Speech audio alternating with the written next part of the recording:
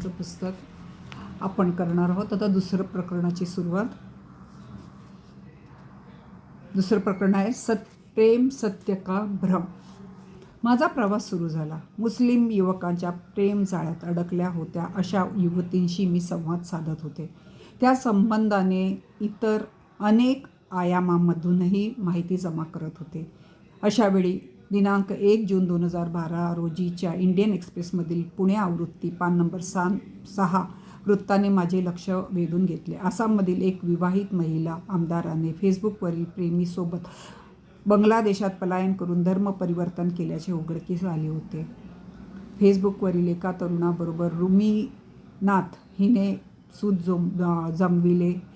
बारखोला विधानसभा मतदारसंघाचे प्रतिनिधित्व करणाऱ्या रुमीनाथला 2 वर्षाची एक मुलगी होती. रुमीनाथ हिचे जॅकी झाहीर याच्याबरोबर प्रेमाचे धागे बांधले आणि ती बांगलादेशमध्ये पळून गेली. प्रथमतः ही बातमी खोटी असल्याचे तिच्या वतीने सांगितले गेले, परंतु महिनाभरात तिने स्वतःच्या निकाहाचा व्हिडिओ प्रसारमाध्यमामध्ये पाठविला.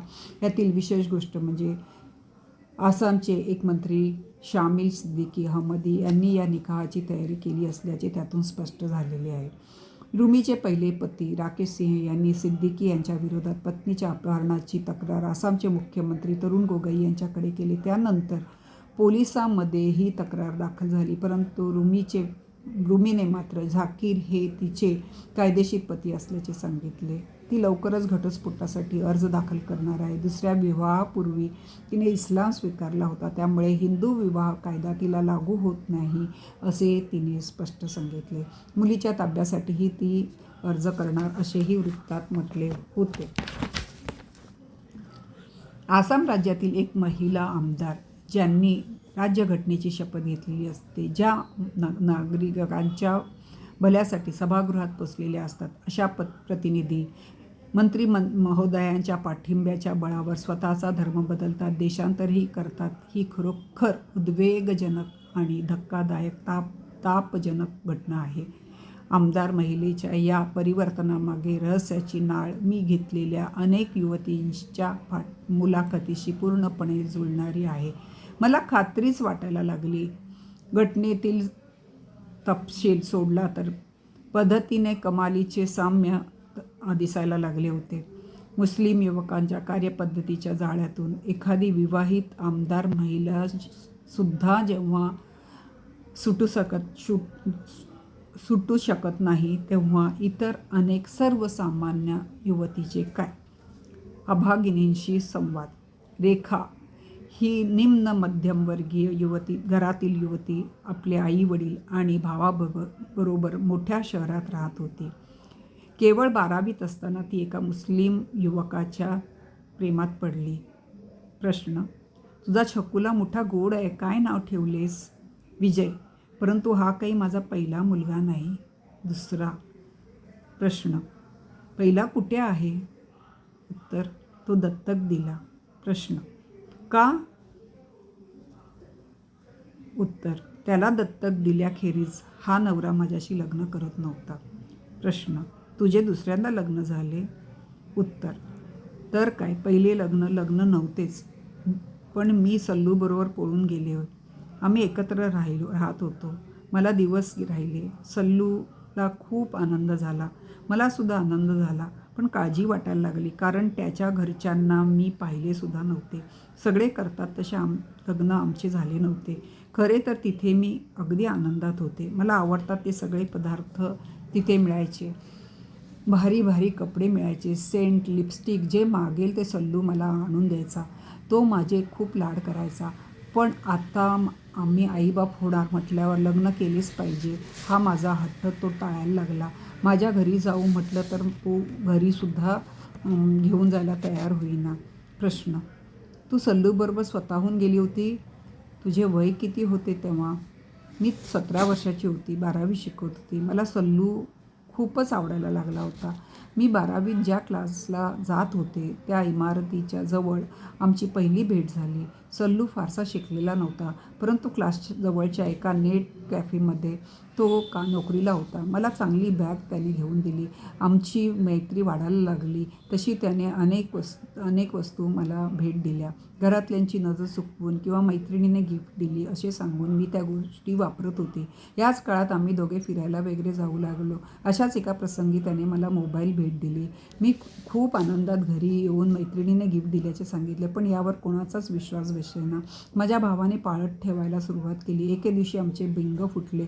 सल्लू घरातल्यांच्या पसंतीला अजिबात उतरला नाही. आमची मैत्री जिथे पसंत नाही तिथे लग्न काय करून देणार. माझ्याकडला मोबाईल काढून घेण्याचाही प्रयत्न झाला. मी बाहेर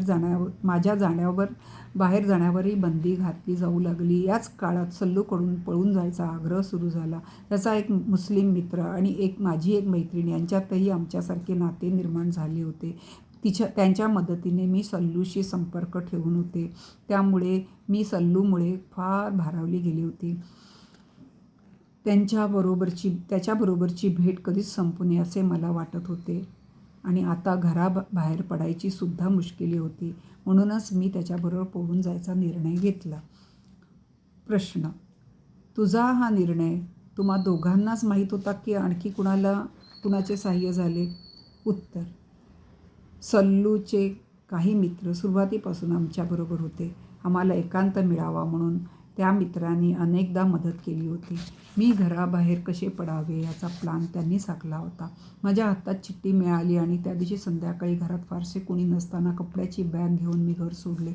दूरवरच्या एका लॉजवर आम्ही राहायला गेलो. प्रश्न: पळून जाताना त्याने तुला लग्नाचे आश्वासन दिले होते का? लग्न न करताच तू त्याच्याबरोबर राहायला कशी काय तयार झाली? उत्तर: तो मला नेहमीच म्हणायचा की आपण प्रथम पळून जाऊ, मग लग्न करू, असेच तो मला सांगायचा. तो मला लग्न न करता ठेवून घेईल असे मला वाटले नव्हते. आतापर्यंत त्याने माझ्यावर खूप प्रेम केले असल्याने तो जे काही म्हणेल ते मला पटायला लागले होते. घरातून पळून गेले त्यावेळी घर सोडले तरच मी खूप आनंदात जगेन असे मला निश्चितपणे वाटायला लागले होते. प्रश्न: घरात तू सुखी नव्हतीस? उत्तर: सल्लू माझे लाड करायचा. तसे लाड कोणीच कधी केले नाही. माझे आईवडील त्यांच्यात गर्क असायचे तर भाऊ हे करू नकोस, तिकडे जाऊ नकोस असा सारखा धाक घालत असे. सल्लू मला कितीतरी भेटवस्तू द्यायचा. तसे काही माझ्या घरातल्यांकडून मला मिळणे शक्यच नव्हते. प्रश्न: तू त्याच्याबरोबर राहायला गेलीस, पण लग्न न करता शरीर द्यायला कशी काय तयार झालीस? उत्तर: मला वाटते ते सगळे आपोआप माझ्या नकळत घडले. लग्न केल्याखेरीज असले काही करायला मी मुळीच तयार नव्हते, पण कधी त्याची झाले हे मला आजही आठवत नाही. प्रश्न: प्रेग्नंट राहिली त्यावेळेला तुझ्या घरी कळवावेसे नाही वाटले का तुला? उत्तर: आई होणार म्हटल्यावर मला आनंद झाला, तशीच भीतीसुद्धा वाटायला लागली. आईला फोन करावासा वाटे, पण माझा मोबाईल त्याने केव्हाच काढून घेतला होता. प्रश्न: तू बाहेर जाऊन फोन का नाही केलास? उत्तर: आम्ही एकत्र राहायला लागल्यापासून सल्लूने माझे एकटीचे फिरणेही बंद केले होते. बाहेर पडायचे तर त्याच्याबरोबर अशी ताकीद त्याने दिली होती. मला सुरुवातीला त्याचे काही फारसे वाईट वाटले नाही. प्रश्न: पण घरी केव्हा संपर्क केलास? उत्तर: घरी फार उशिराने संपर्क झाला, परंतु मधल्या काळात वेगळ्याच घटना घडायला लागल्या. मी लग्न करण्याविषयी त्याच्या घरी जाण्याविषयी जास्त आग्रह करायला लागले. त्यावेळी त्याचे 2 मित्र, एक मावशी, आम्ही राहत होतो त्या लॉजवर आम्हाला भेटायला आले. मित्रांना मी ओळखतच होते. मावशीशी कधी ओळख झाली नव्हती. तिने मला बुरखा घालायला सांगितले, हिजाब बांधायला शिकवले. तुला आता इस्लामी रिवाज पाळायलाच लागतील असेही ठासून सांगितले. नमाज पढायला, कुराण वाचायला शिकवले. तोपर्यंत मी इस्लामी रिवाजांचे पूर्णपणे पालन करणार नाही. जोपर्यंत मी इस्लामी रिवाजांचे पूर्णपणे पालन करणार नाही तोपर्यंत लग्न करता येणार नाही असे जवळजवळ तिने मला धमकावून सांगितले. प्रश्न: तू या सगळ्याला बिनभोभाट तयार झालीस? उत्तर: दुसरे काय करणार. सल्लूने मला अतिशय सुखात ठेवले होते. माझ्या पोटात त्याचेच मूल वाढत होते. मला आईवडिलांकडे परत जाता येणार नव्हते हे तर दिसतच होते. आणि कशी बशी घरी गेली असते तर मला घरात घेतले नसते. त्यामुळे मी इस्लामी रिवाज पाळायला सुरुवात केली. प्रश्न: तुझे रीतसर धर्मांतरण केले का? उत्तर: ते काही मला कळले नाही, परंतु मी इतर मुस्लिम बायका करतात ते सर्व करायला शिकले होते. यानंतर मी पुन्हा पुन्हा त्याच्या आईवडिलांकडे जाण्याविषयी, लग्न करण्याविषयी आग्रह धरायला लागले. आता मला 6-7 महिने झाले होते, त्यामुळे भवितव्याची भीती वाटायला लागली. प्रश्न: तुम्ही कोणी नातेवाईकांशी, मित्रमंडळींशी शोधायचा प्रयत्न केला नाही का? उत्तर: बहुधा त्यांनी केला असावा, पण आम्ही सापडत नव्हतो. सल्लूला देखील याचा अंदाज असावा. एक दिवस तो रागानेच माझ्याकडे आला आणि एक कानफटात दिली. आमचा बाडबिस्तारा आवरायला सांगितला आणि रातोरात एका कारमध्ये त्याचे 2 नातेवाईकांसह आम्ही एका गावी गेलो. सल्लूने सांगितले सोबतचे तरुण त्याचे मामे भाऊ आहेत म्हणून. अंदाजे 2-3 तासानंतर ते गाव आलं. कोणत्या गावी गेलो हे मला कळले नाही. प्रश्न: पुढे काय झाले? आम्ही त्या रात्री बऱ्याच उशिराने एका मुस्लिम घरी पोचलो. सल्लूच्या सांगण्याप्रमाणे त्याचे आई वडील दूर कुठेतरी राहत होते, परंतु हे घर त्याच्या काकांचेच होते. त्या रात्रीसुद्धा घरात प्रवेश केल्यानंतर मला गूढ भय वाटायला लागले. घरात अनेक जण राहतात हे लक्षात आले. सल्लूचे वागणेही पार बदललेले असल्याचे दिसून आले. रात्रभर तळमळत होते. पहाटे कधीतरी डोळा लागला. सकाळी जाग आली तेव्हा दारातून स्त्रिया, काही पुरुष माझ्याकडे रोखून पाहत होते. एका भयानक अवस्थेत मी तिथले दिवस घालवत होते आणि काहीही करून घरी परतावे असा प्रसंग घडला. पहिल्यांदा काही लक्षात आले नाही, पण साधारण 3ऱ्या दिवशी सल्लूचे पूर्वी लग्न झालेले असून त्याला 2 मुलेही आहेत अशी माहिती मला मिळाली. सल्लूचा व्यवसायच मुळी माझ्यासारख्या मुलींना फसविण्याचा असावा असे त्याच्या बायकोच्या सांगण्यावरून मला कळले. मी सल्लूला एकांतात गाठण्याचा प्रयत्न केला, पण तसे शक्य नव्हते. त्यावेळी माझ्या मनात परतीचा रस्ता धरावा असे वाटले. त्यावेळी तसे प्रत्यक्ष करणे कोणत्याही परिस्थितीत शक्य नव्हते. असेच काहीसे दिवस गेल्यानंतर घरातल्या एका तरुण बाईशी तोपर्यंत गट्टी जमवली.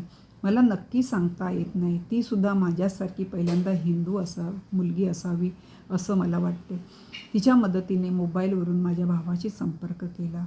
मी कुठे आहे याचा अंदाजी पत्ता सांगितला. आपण आता इथेच थांबूया आणि उद्या पुढचं वाचन करूया. तुम्ही माझं ऐकताय त्याबद्दल मी खूप आभारी आहे.